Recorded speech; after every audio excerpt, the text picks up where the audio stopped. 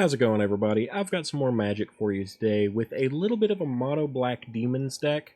Obviously, I've included a lot of cards that aren't specifically demons in this, but that's because I wanted to make a strong functioning mono black deck that would just be very effective. Demons are obviously a big part of that, so we do have your usual demon inclusions, things like Demon Wall, Bloodletter of Aclazotz, and Unholy Annex, but I wanted to play a lot of other really good mono black cards. We do have one copy of Cecil in here, which I think is really fantastic because it is a 1-drop creature that can give you a lot of benefit early. We've got Terminus of Return, which is a really good ramp card for black now that we have available because of the Spider-Man set. Louise Pompous Pillager is a really fantastic card in this deck, in my opinion, because we do ramp up a little bit with the Terminus of Return and get to draw nice cards with the Unholy Annex. Between that and the damage that we deal between, like, you know, having a demon out and this thing pinging, not to mention if you have a Bloodletter out and you get to cast Luis for a fairly decent amount of mana, then it can be really effective, actually, at just wiping out your opponent. Between the fact that it can double the damage with Bloodletter, or, you know, the extra damage that comes from the Unholy Annex at the end after that, really nice. Obviously, we also have a playset of the Soulstone Sanctuary in this because it synergizes really well with the Unholy Annex as well. We've got Unstoppable Slasher, which is an instant win combo if you get Bloodletter of Aclazotz out on the field afterwards and your opponent can't answer it. We've got access to Arch Enemy's Charm, which is fantastic. Unfortunately, you do have to kind of prioritize playing your straight mono black lands early because of that, but with this Terminus of Return, it actually produces black mana too, so it can be an enabler for that also, which is really nice. We've got some Deep Cavern Bats. I have mixed feelings as far as Deep Cavern Bats. They're really good and can help you gain some life early, especially if your opponent doesn't have any flyers, and it lets you hurt your opponent's hand. And it has the added benefit of being a big target for removal. So if your opponent wastes all their removal on your Deep Cavern Bats, they're not going to be able to remove any of your bigger things later. So that is kind of a benefit. I kind of flip between using Deep Cavern Bat and the Heist card, the Cruel Claws Heist card.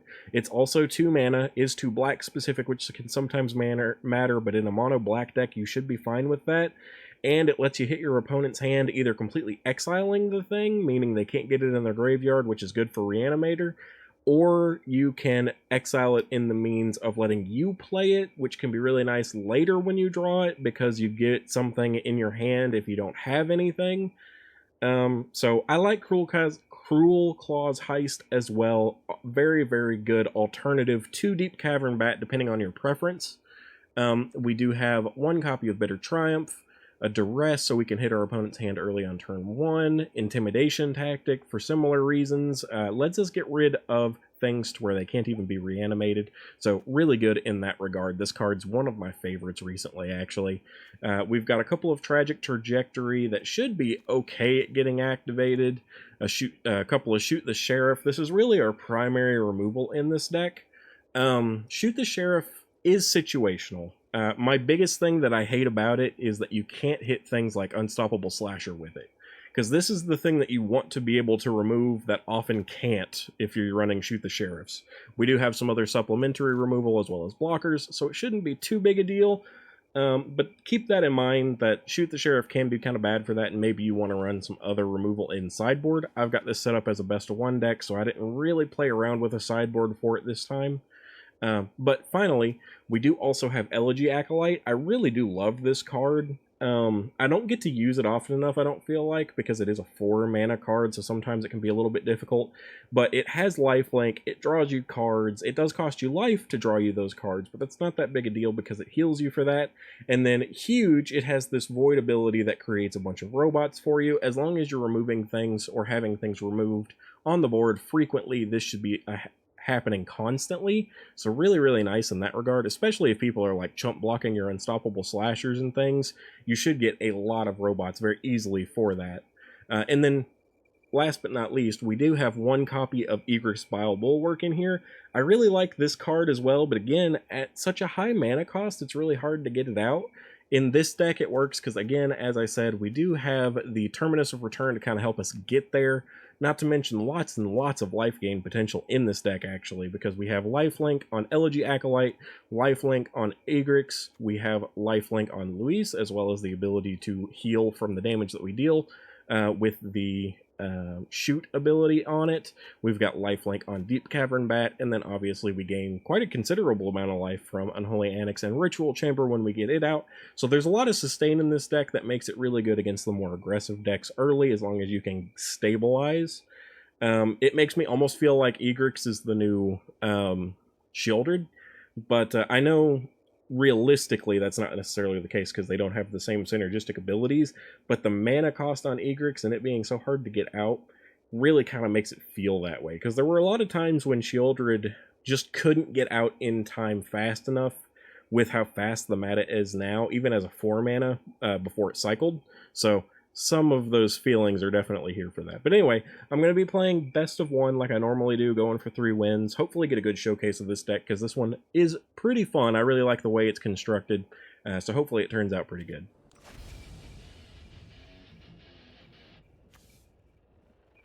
Alright, our hand looks totally usable, and we get to go first, so I'm pretty okay with this here. Let's go ahead and get that swamp out. Next turn, I'm probably going to lead with Deep Cavern Bat. We don't have Unholy Annex yet, so we don't necessarily need to get Demon Wall out right away. Change my mind. We're going to go ahead and do the exact opposite of that, because we just drew Unholy Annex. But my plan prior to having this was going to be go Deep Cavern Bat into Unstoppable Slasher, into Bloodletter, which would have been really strong as well. I don't know what we're up against here from our opponent. I'm thinking probably some kind of Boros Burn deck. Yeah, so they're hitting Lightning Helix on the Demon Wall. Not a big surprise there. All we really want is to make sure that we draw a land, which we just did, and we'll be able to get the Bloodletter down now.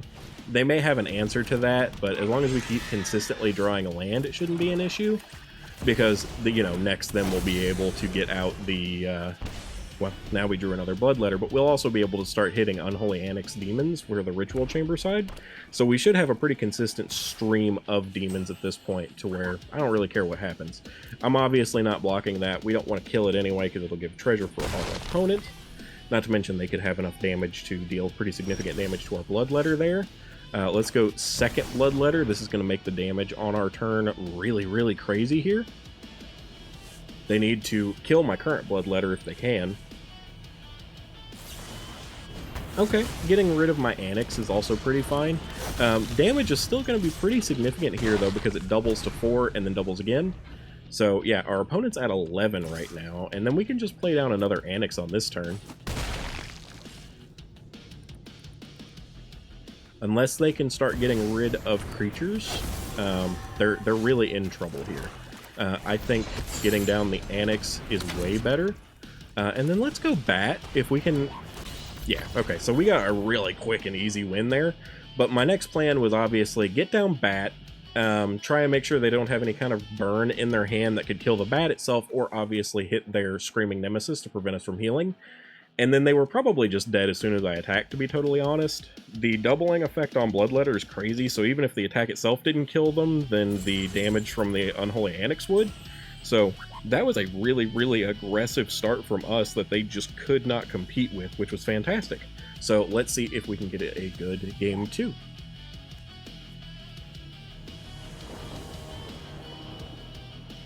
Okay, opponent gets to go first, which is unfortunate, but we've got a pretty good curve here, so I'll keep. Looks like they may also be running some mono black. Let's see. Yep, that is the case. We're going to get rid of the Slasher because it gets exiled that way, and we just don't want to see it. This is going to be a really good time for Bat. We'll probably take the Annex. That way they can't do it on curve, which will just help us out a bit. They're going to kill the Bat, but that's fine.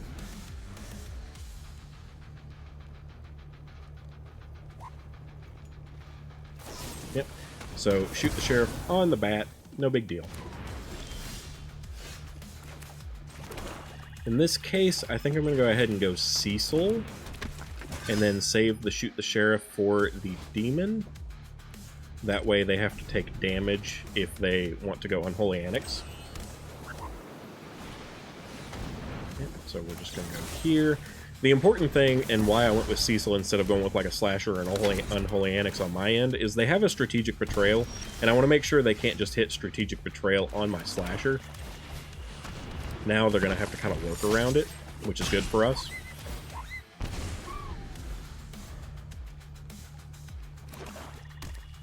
And then next turn we can get a Ritual Chamber Demon. Okay, unfortunately they did just have the answers. You know what I should have done is I should have sacked my Slasher.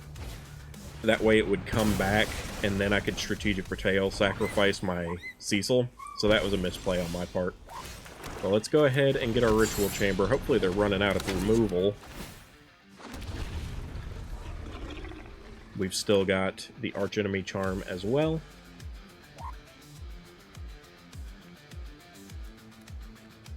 Which we'll probably have to use to get rid of... oh, really? My lord. Yeah, we're getting hit hard here. They have just all the right answers. Like I said, I misplayed on that Unholy, or on the Unstoppable Slasher sacrifice choices. Would have made a huge difference. I'm going to go ahead and go here so that I can push through more damage. We can also get our Unholy Annex going, hit with the Demon. They're going to be down to 4. So they're really going to want to get a Demon down this time, and it'll either be the 6/6 Demon or the Sanctuary. Depends on if they draw land, probably, but I think they're dead either way now. Because they need to be able to create a Demon and kill ours. And we drew removal to get rid of theirs and attack through no matter what they do. Okay, so they chose to kill our Demon. And they had a Demon Wall. That's really unfortunate for us. Because now they gain back some of that life. Just gonna go here for now. Put them back to 1. That way if they do anything that loses them, the creature, we kind of have a benefit from it. My lord, I can't speak. Now, something they can do is if they want to attack with their Demon Wall, they can put their... Revenant on it? I can't remember what this is called. I don't want to hover over it right now. But, okay. Double Annex to try and gain back enough life.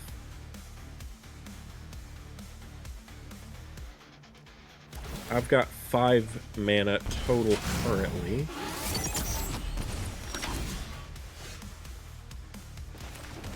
Got this. I think I'm going to go ahead and go here. Getting down Ritual Chamber gives us the opportunity to get another Demon down for healing.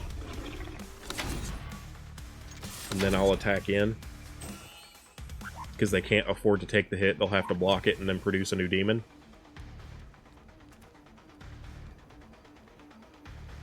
So that kills my Sanctuary and his Demon Wall. Then he's going to take 4. Fortunately, he doesn't have the removal to get rid of our Demon, so we're in a good spot here. And now, no matter what happens, we're pretty much guaranteed to be fine with Louise, so I really like that. So now they have to produce a Demon to heal, and kill our Demon again.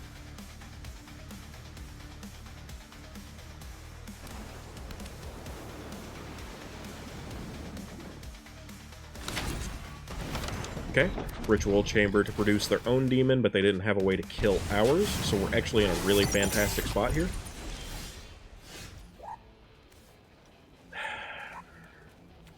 I think the easy answer is to go here. Because now we can do this and just win. Because now they're going to take 4 damage and lose, which is really nice. Obviously, there were a few different plays we could do there. Obviously, Luis was really strong too, because we could just pump enough mana into him to bring this life total down, even if we didn't attack.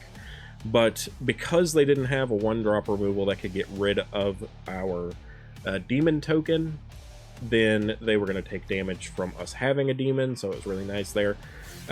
Really good plays, though, all around. We still had 1 more demon with our Soulstone Sanctuary if we needed it. We had the removal needed to get rid of theirs. Unstoppable Slasher was going to be a possibility, and then Luis could potentially just straight up kill them depending on how things go. So really good turn there. So we won the mirror match even despite my misplay with this momentum breaker. Let's see if we can get a good game 3.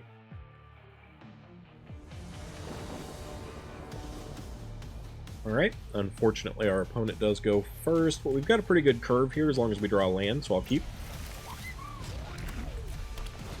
Looks like this is mono red. Let's see what we can get out of their hand with this intimidation tactic. We're going to have to gain life for sure to stand a chance in this match. Alright, so they've got a lot of burn. So this is probably a mono red burn deck just from looking at it. Let's go ahead and get rid of the Ashino. We've got a lot of potential to gain life, we just have to survive the onslaught of burn. I would imagine they probably have Hitagetsu second right in this deck, so that they can ping us once we're down to 10. That'll be pretty rough.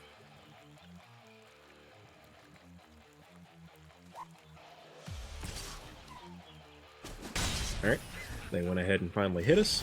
Let's go ahead and get Demon Wall going. Demon Wall is obviously a good blocker, has potential to gain us life from the Annex, which is really nice. I'm probably not going to block with it because of so much of their burn, unless they just get rid of it now, which is good for us because that means they're wasting their burn on our creature rather than on us. Okay, Fleeting Effigy's not too dangerous. We are getting hit by a little bit here. And a Bolt Wave brings us down to 12. I'm going to go ahead and go with another Demon Wall here. I don't know if I want to block because they do have 2 Plasma Bolts, which will deal 2 damage. So it's kind of iffy. They could Effigy, then Bolt Wave, and then Plasma Bolt our Demon Wall, which is not great. Part of me wants to block to go ahead and get us set up, but I really need the life gain. Pinged me for 1, which is weird. If they're trying to set up a Hitagetsugu's, okay. And now they don't have the mana to kill the Demon Wall. Okay, well, we're just going to go ahead and gain life then.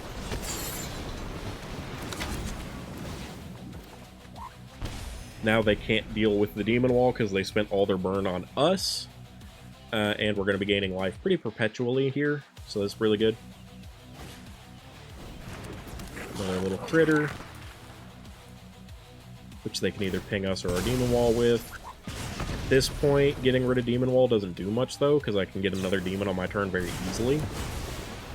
Yeah, now they're completely out of burn, and I've got a 6/6 Demon for them to contend with.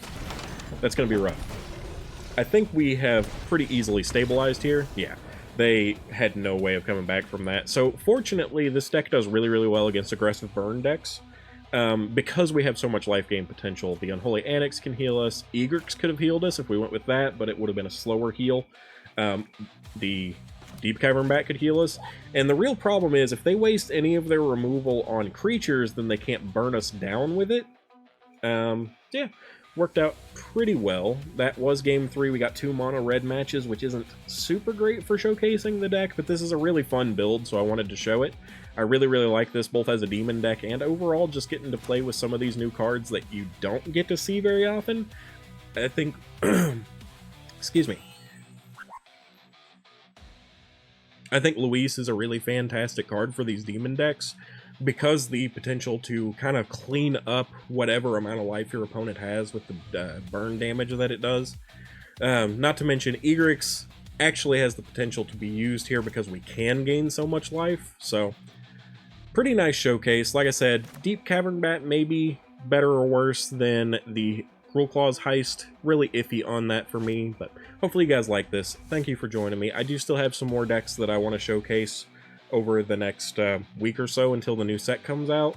So I'll still be playing a little bit of Magic and uploading Baldur's Gate for the next little bit until the next set releases. Hopefully you guys are liking that too. I know the Baldur's Gate videos don't do quite as well, but maybe you guys could check them out if you're liking the Magic stuff just on this downtime, because I'm going to be taking it slow on Baldur's Gate and stuff once Magic picks up again on the next set. So we'll see how that goes.